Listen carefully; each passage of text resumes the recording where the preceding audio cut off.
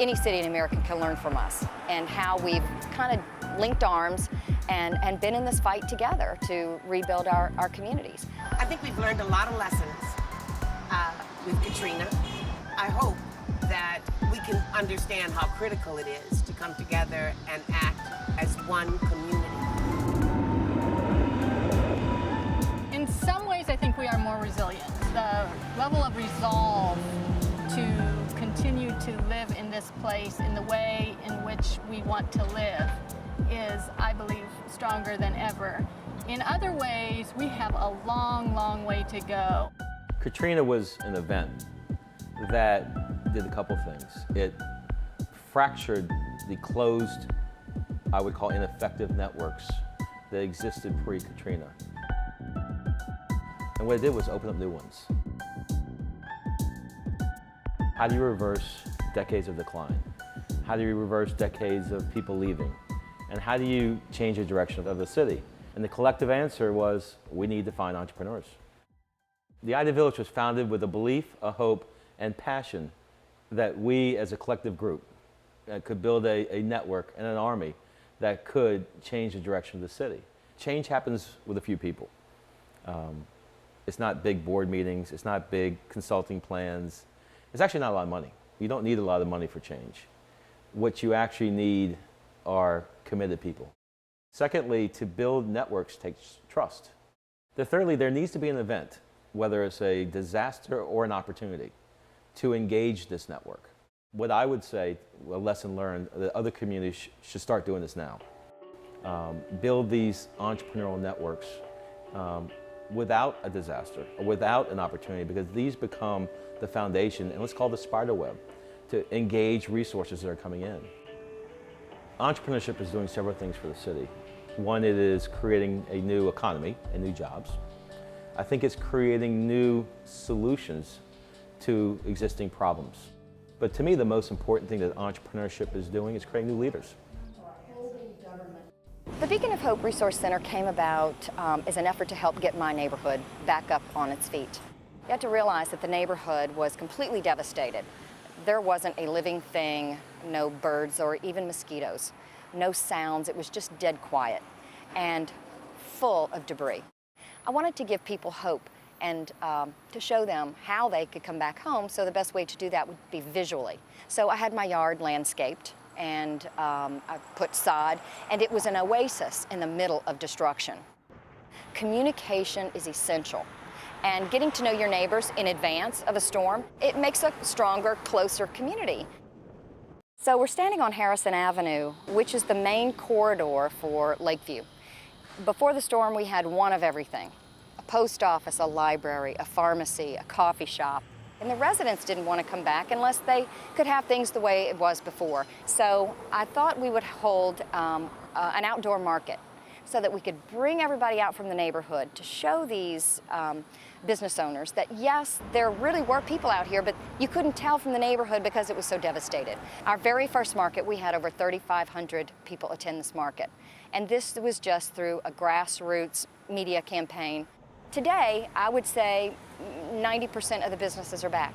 We don't have our public school back yet, but it's being built as we speak. We now have a stake in it. We put our blood, sweat, and tears into the rebuilding of this neighborhood without the help of government. There are now 22 Beacon of Hope Resource Centers throughout New Orleans. Now, I really did not think when I started in my garage that we would be at this place. It's bonded us in a way that should be envied by neighborhoods across America.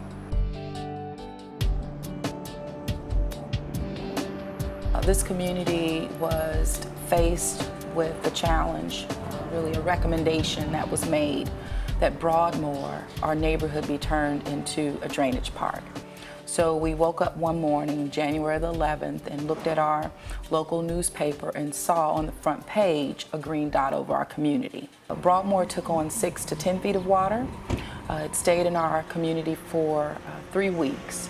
It is a community of 2,400 properties, home to 7,232 residents pre-Katrina.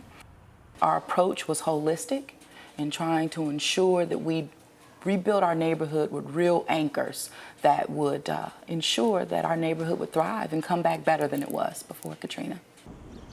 The top priority that came out of that was focusing on education. It was us coming together as a neighborhood, demanding and declaring that Broadmoor lives. It was us coming together as a neighborhood, voting unanimously that every resident of this community had the right to return. It was us coming together as a community to say education, our education corridor, is our top priority, and we will see it through. All of those different challenges that were put in our pathway from day one, I can't say that we would do anything differently, because today we live and today we're back, and there's no green dot over the future of Broadmoor. What's really necessary is to make sure that the local economy participates in this larger economy, and that we're not bringing in people from someplace else to do the things that we ourselves can do. Businesses need assistance far more than even perhaps they thought that they did prior to the storm. New Corp is a community development financial institution which also provides technical assistance. My focus is the small business community. We're sitting in Baru Bistro Cafe, and this is a story that's pretty typical of many of the small businesses that come to New Corp for assistance. New Corp is very, very proud of these guys. Some people are naturals, and we gave them a lot of assistance, but I will say that that was easy assistance. These are people who are very receptive and very willing, and as an end product, this is what they end up with. And this is an extremely successful little restaurant. The biggest problem that existed was really access to capital. Without a strong local economy, you have a disinvested city. We're standing here on the corner of St. Louis and North Galvez, and behind us is what will be, within the next year, the Lafitte Greenway, a 3.1-mile linear green space connecting Treme and the French Quarter to the Lakeview neighborhoods that got up and running post-Katrina. It is a completely citizen-led initiative, and it represents the potential for transit alternatives, the opportunity for recreational alternatives, a better connected city, and the revitalization of some key neighborhoods. We need to be mindful of creating an environment where the businesses born and raised here can thrive and grow. We don't want to be a pass-through economy. We want to generate and retain the dollars here within our own communities. This is Dr. Andre Perry. Can you say Dr. Andre Perry? You cannot be afraid to make change. If you make bold steps, you can actually get some things accomplished. We need you to get a PhD in mathematics. After the storm, people came with a new level of self-reliance that I've never seen before. That's what leadership is about, having voice. You see families wanting more, demanding more, expecting more from its school leaders. And we are meeting that with structural changes that I think facilitate that type of self-reliance.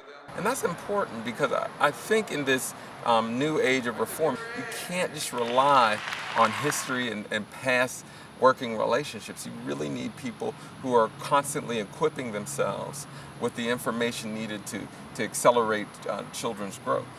It's okay to be smart.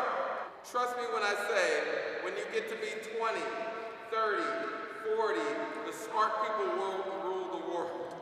Education, economic development, healthcare, criminal justice, all these things tie in together. And so that's why I really encourage all of our reformers to take a look at each other.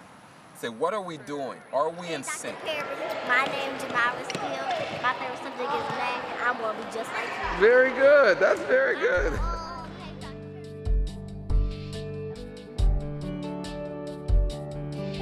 From a personal standpoint, I learned never let anyone talk you out of what you think is right. The cause of the New Orleans flooding was due to the carelessness of engineers and lax federal oversight. So what people need to understand, an incomplete flood protection system might as well have no flood protection systems.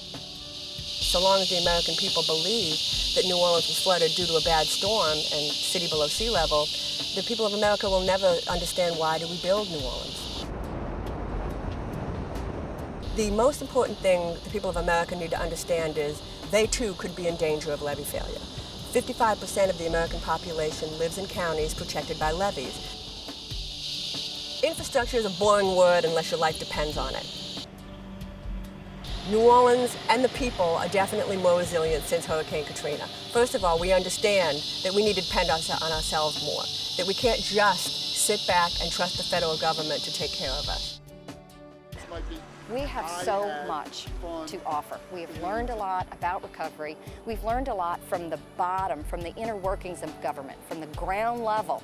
I think the vision for planning is one where the structure of planning is thought about in advance of a major event like a Hurricane Katrina or a tornado or a tsunami. You think about these issues and you have deep resources put in place. We need to recognize that it will happen again. We won't know how, but we will be faced with catastrophes at some point down the road. And when that happens, in order to get back up and moving, we need folks that are invested in this place because it is this place. It makes me very proud to be a citizen of New Orleans. This has been very hard. Our wounds are very fresh and they're still open. And with all of the things that we've done for ourselves and with those people that came in and helped us, we have so much more to do. We have a stronger community though, and I think that's true. And I believe that all of us have built a great deal of character as a result of what's happened to us, and humility. I was asked recently that there's another storm, would people move back? I think that's a ridiculous question because of course they would. We've done it once, we've proved it, and we'll do it again. We actually know how to do it. The real question is if a storm or an event hit another city, would those people move back? And if the answer is I don't know, then you gotta think about what is it about communities where people aren't connected? I think it's time for New Orleans to pay dividends now, to say thank you, don't come here to help, come here to learn. So I'm very hopeful for New Orleans. And I think that we've got a long way to go, but that excites people.